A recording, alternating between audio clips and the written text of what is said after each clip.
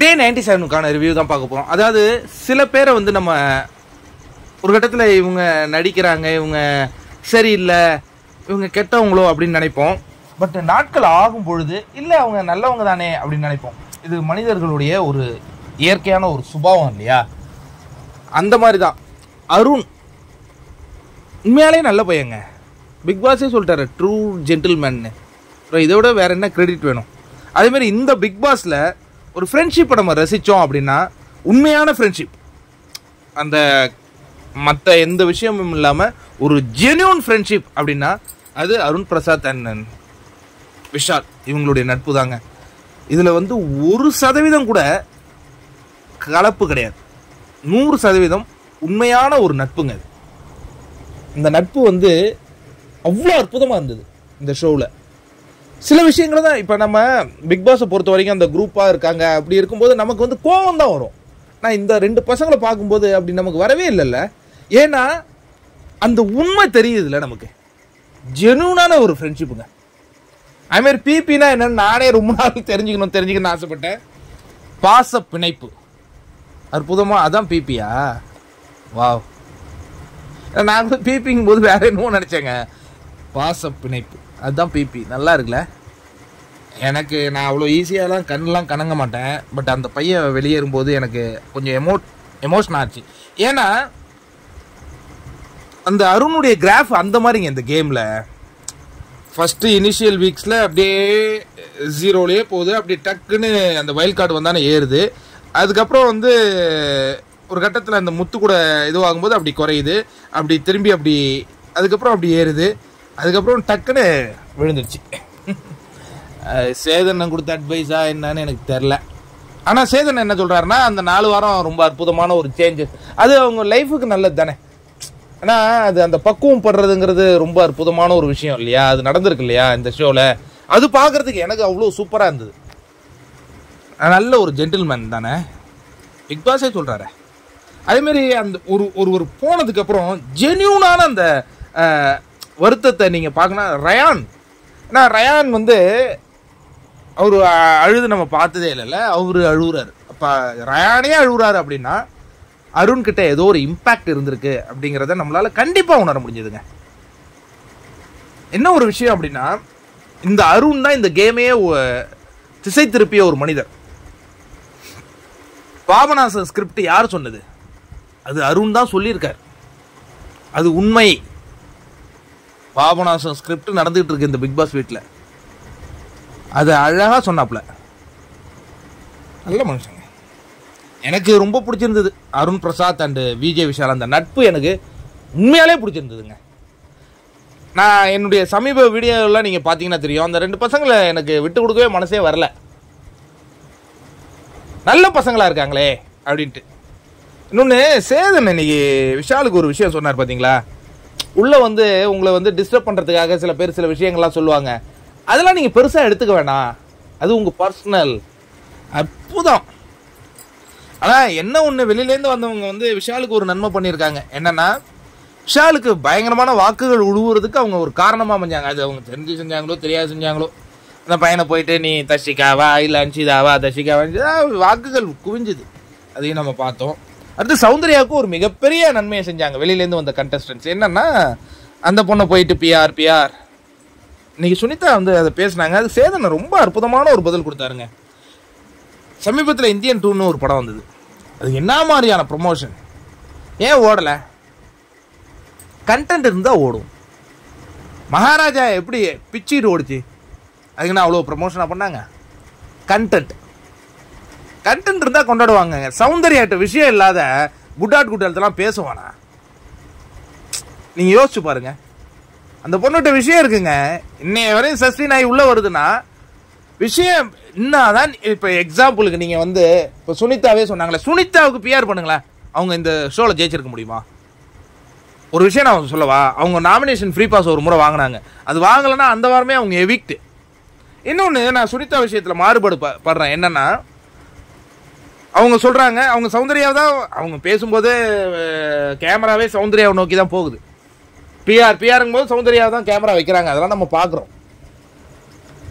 சௌந்தர்யா உன்னுடைய ஃபேண்டம்னு ஒன்று இருக்குல்ல, அது ஏதாவது ஒரு கண்டஸ்டன்ஸை டவுன் பண்ணி நீங்க பாத்திருக்கீங்களா? மேபி வேணா முத்துக்குமரன் அவங்க வந்து அகைன்ஸ்டா பேசிருப்பாங்க.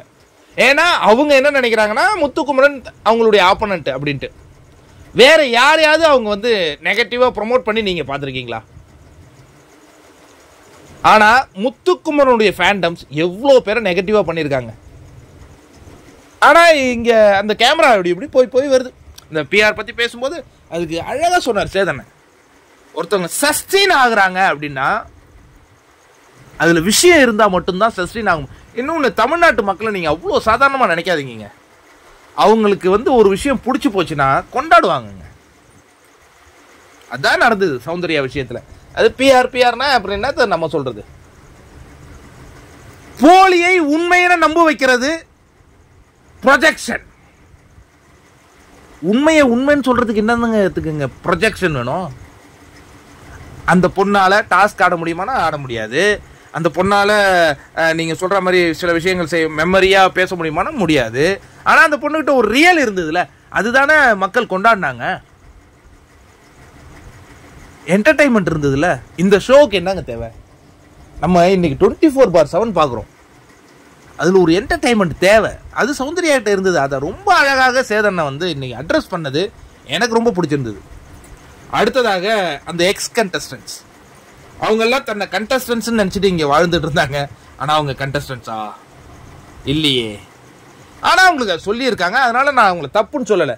ஆனா உள்ள வந்தவங்க நான் வந்து சில பேரை ப்ரொஜெக்ட் பண்ண போறேன் அப்படின்னு அவங்க சொன்னது 2 பேருக்கு சாதகமாக இந்த வாரத்தில் அமைஞ்சது. 1 விஷால், 2 சௌந்தர்யா.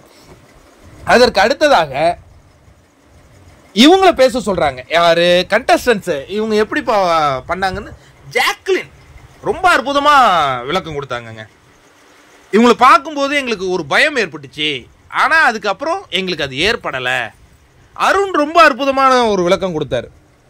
சொந்தக்காரங்க வந்தா ஒரு நாள் சந்தோஷமா இருக்கும் சார், ஆனா அதுக்கப்புறம் கூட்டு உட்கார வச்சு என்ன படிக்கிற, என்ன இன்னும் வேலைக்கே போலியா, இல்ல கல்யாணம் பண்ணிட்டியா, கல்யாணம் பண்ணா புள்ள பெத்துட்டியா, இதுதான் சொந்தக்காரன். அது எவ்வளவு அழகான முறையில் அந்த பையன் எக்ஸ்பிளைன் பண்ண, வேற லெவல் அருண் நீங்க. அடுத்தது முத்துவா? முத்து வந்து தாக்குதல் நடக்குது அப்படின்னாரு. முத்துவை யார் தாக்குதல் பண்ணா? சிவான் ஒன்று படிச்சார்ல, அதுவா அறம்னு சொல்லிட்டு அவர் பேசிக்கிட்டே இருக்காரு. அதுதான் தாக்குதல் நான் நினைக்கிறேன். அது கூட சிவான் அது என்னுடைய கருத்து இல்லைன்னு சொல்லிட்டாரு. அது மக்கள் கருத்து. ஏதோ ஒரு சீட்டு கொடுத்தாங்க நான் படித்தேன் அப்படின்னு அவர் சொல்லிட்டாரு. அது மக்கள் கருத்து, அது சிவான கருத்து இல்லை. வேற யாரு அவர் டிஸ்டர்ப் பண்ணாங்க எனக்கு தெரியல. டிஸ்டர்ப் பண்ணது விஷாலை டிஸ்டர்ப் பண்ணாங்க, சௌந்தர்யாவை டிஸ்டர்ப் பண்ணாங்க, ஜாக்லினை கூட டிஸ்டர்ப் பண்ணாங்க. பவித்ராவை யாருமே பெருசா அவங்க எதுவுமே பண்ணல, தீபகண்ணனையும் பண்ணல. முத்துவை ப்ரமோட் பண்ணாங்க.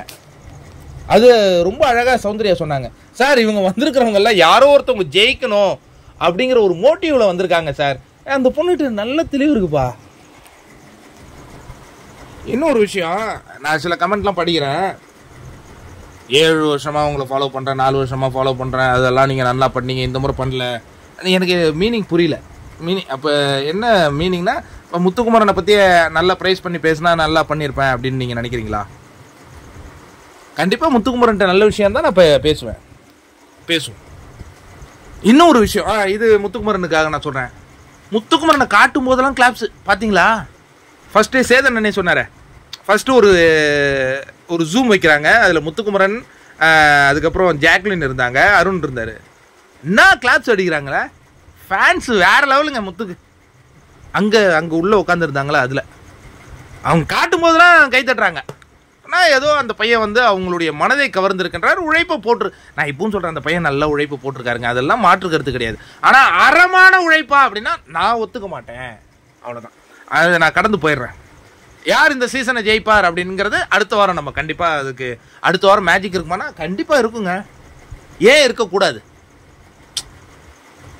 ஏன் இருக்கக்கூடாது? இருக்கவும்.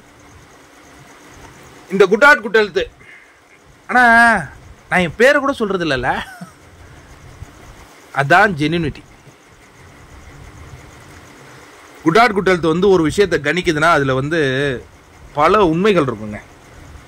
ஆனால் இன்னைக்கு அருண் போனதுக்கே இவ்வளோ நமக்கு எமோஷனல் ஆகுது. நாளைக்கு தீபகண்ணன் போகும்போது எப்படிலாம் ஆகும்னு யோசிச்சு பார்த்தாலே இன்னும் கஷ்டமாக இருக்கே. சரி, அது நாளைக்கு தான் எபிசோடில் வரும். வேறு என்ன இன்னைக்கு சிறப்பாக இருந்தது அப்படின்னா, அதான் இன்னைக்கு பிஆர் பற்றி நிறைய பேசினாங்க. அதுக்கு சேதன் ஒரு விளக்கம் கொடுத்தாரு. இன்னும் நான் ரசித்தது என்னன்னா, இன்னைக்கு அந்த விஷால் அண்ட் அருண் இவங்களுக்குள்ளே இருந்த அந்த நட்பை நான் ரசித்தேன். ஏன்னா எனக்கு நட்புனா ரொம்ப ரொம்ப ரொம்ப ரொம்ப ரொம்ப பிடிக்கும். ஆனால் எனக்கு நண்பர்கள் பெருசாக கிடையவே கிடையாது தெரியுமா. எனக்கு 4-5 நண்பர்கள் தான் என்னுடைய லைஃப்பில். அவங்களே நேசிப்பேன், கொண்டாடுவேன். அதே மாதிரி அந்த நட்பு எனக்கு ரொம்ப பிடிச்சிருந்துச்சு. சூப்பராக இருந்ததுங்க. இந்த பாண்டு எனக்கு செம்மையாக இருந்தது. இன்னொன்று, அருண் போகிறதுக்கு முன்னாடியே உள்ள ஒவ்வொருத்தவங்களையும் அந்த ப்ரைஸ் பண்ணிட்டு போனார். வர்ஷினி அழுத காட்சிகளையும் பார்த்தோம். அந்த பொண்ணுக்கு அருணை பிடிக்கான அந்த அருணே அந்த பொண்ணு தோக்குன்னு நினச்சிது. அதெல்லாம் எனக்கு புரியவே இல்லை. ஒருத்தவங்கள நமக்கு பிடிச்சிருச்சுன்னு வச்சிங்களா, அவங்க தோக்கணும்னு எப்படிங்க நினைப்போம்? இப்போ என்ன உங்களுக்கு பிடிச்சிருந்ததுல, அதனால தானே என் சேனல் பார்க்குறீங்க. நீ என்னையே எப்படிங்க அன்சப்ஸ்கிரைப் பண்ண தோணும்? அந்த மாதிரி தான் எனக்கு வர்ஷினி வெர்சஸ் அருண் அது தோணுச்சு. அது இருக்கக்கூடாது வர்ஷினி. நமக்கு ஒருத்தவங்களுக்கு பிடிச்சிருச்சுன்னா பிடிச்சிச்சு, அவ்வளோதான். அதில் என்னத்த இன்னொன்று, நான் ஒரு விஷயம் நான் சொல்கிறேன். பிக் பாஸ்ங்கிற அந்த கேம் இருக்கு இல்லையா, அது ரொம்ப சுவாரஸ்யமான ஒரு கேம். அதில் ஜென்யூனிட்டியை வந்து பெருசாக பார்ப்பேங்கண்ணா. நான் இது வரைக்கும் 7 சீசன் ரிவ்யூ பண்ணலாம் நான் சொல்லவே மாட்டேன். நான் இது வரைக்கும் 6 சீசன் ரிவ்யூ பண்ணியிருக்கேன். இது 7வது சீசன். ஏன்னா சீசன் 1 நான் ரிவ்யூ பண்ணல. ஆனால் ஒவ்வொரு நிகழ்வுலையும் நான் ஆதரிச்சு பேசுறதெல்லாம் எப்போ தெரியுமா உங்களுக்கு? அது புரியுதான்னு தெரியல. நான் திட்டத்தட்ட 80 நாள் 90 நாளுக்கு பிறகுதாங்க ஒருத்தரை ஆதரிச்சே பேசுவேன். ஏன்னா எனக்கு அவங்க வெற்றியாளர் ஆகணும்னு நான் நினைப்பேன். ஜென்யூனிட்டிங்க, அந்த ஜென்யூன் பக்கம் நான் நிற்பேங்க. டாஸ்க் ஆடுறாங்க, இது ஆடுறாங்க, அதெல்லாம் நான் பார்ப்பேன், ரசிப்பேன். அதில் பெஸ்ட் பர்ஃபார்மர்ஸ் அதெல்லாம் நான் கொண்டாடுவேன். ஆனால் அந்த ஜெனூன் அந்த கேரக்டரை மட்டும் நான் விடவே மாட்டேங்க. அதனால தாங்க பவித்ரா ஜெனூன்னு சொல்கிறேன், சௌந்தர்யா ஜெனூன்னு சொல்கிறேன், ரயான் இந்த பையன்கிட்ட ஒரு அந்த ஃபயர் இருக்குன்னு சொல்கிறேன். முத்து கூட ஜெயிக்கட்டுங்க, பாவம் இந்த கேமுக்காக தன்னை அர்ப்பணிச்சிருக்காப்புல. யார் வேணாலும் ஜெயிக்கட்டும். ஆனால் என்ன ஜெனூன் இல்லைன்னு தயவு செஞ்சு சொல்லிடாதீங்க.